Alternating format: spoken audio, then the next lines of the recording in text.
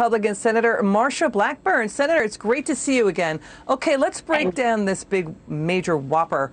You've heard this. President Biden, White House Press Secretary Jen Psaki, Pete Buttigieg, they keep using this phony ranking that claims to show how bad the U.S. is in infrastructure, that the U.S. ranks just 13th globally in quality of infrastructure.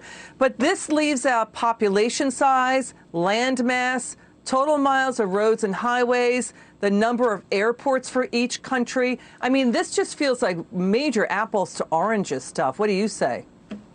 Well, it is apples to oranges. My goodness. It is just so upsetting to so many hardworking Americans that we have a president that will say, well, the country is not what it used to be. Our rankings are terrible on infrastructure. Go to Tennessee. Look at what we're doing. We have no debt on our roads.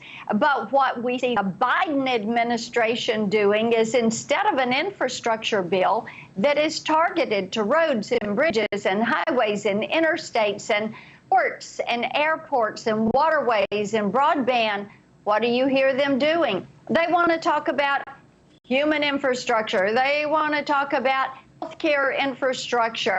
They're renaming everything infrastructure, saying the title of infrastructure has to evolve. And what is it all about? They're up to $2.7 trillion in this bill. It is a boondoggle.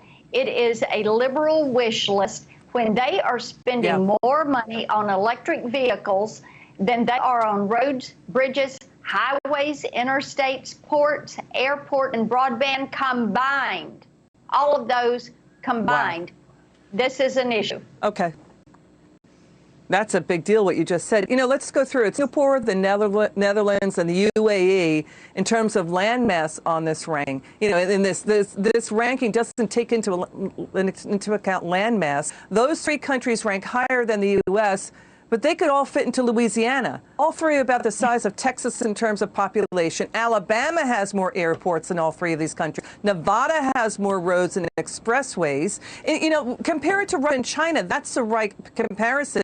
The U.S. does have better infrastructure in many parts of the country versus those two. But you're right. So now, according to Bernie Sanders, human beings are infrastructure.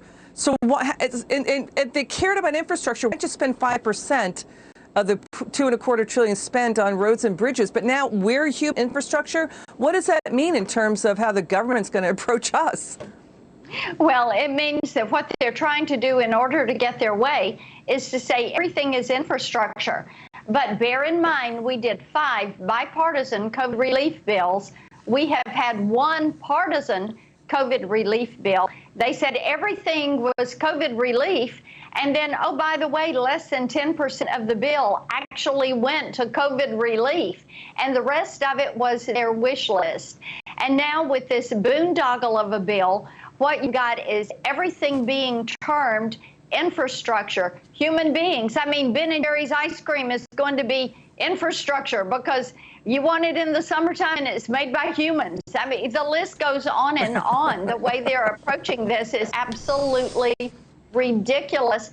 And what it does is such a disservice to our local communities that want to repair bridges, or people that don't want to drive through a floodplain in order to get to work or to school. And it is a very dishonest approach with the American people. Well, you know, I might go for ice cream and spaghetti and meatballs as infrastructure. I'm just kidding. I'm just kidding. You know, but, you know, so, you know, 7 Democrats, 7 Democrat senators, up to 7 of them oppose this, you know, bill. Chuck Schumer saying we're not going to negotiate it. It could easily get filibustered. So, you know, and then, by the way, we also have another mistake. Wyoming Republican Senator John Barrasso is saying the Biden administration is complaining about the public train system and public transit in Wyoming. I mean, Wyoming doesn't have public train systems. They're private. And, you know, he's saying that a third of it is outdated. I mean, Amtrak hasn't been in Wyoming since 1997. You know, how about just getting America vaccinated and reopened? Associated Press says 1 in 7 Americans say they're worse off. than a year ago, before the pandemic. And now we've got the Johnson & Johnson jab, creating blood clots. How about just focusing on that? Well, and I have to tell you, in Tennessee this past weekend, this is what I heard from person after person. They do not want high-speed trains to nowhere. What they want is to get people back to work, children back to school, and life back to normal. And time and again, I heard from people, why don't you focus on the basics? Let's get the road and bridges repaired. Let's let people work on those.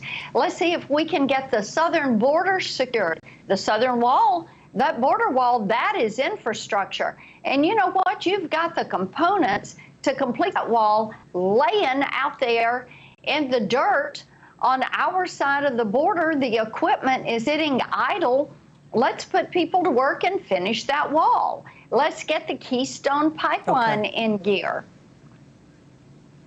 That's infrastructure too. Okay, and that's tens of thousands of workers. Senator Marsha Blackburn, thank you so much for joining us. It's good to see you. It's great to have you back on. Good Coming up, Fox News contributor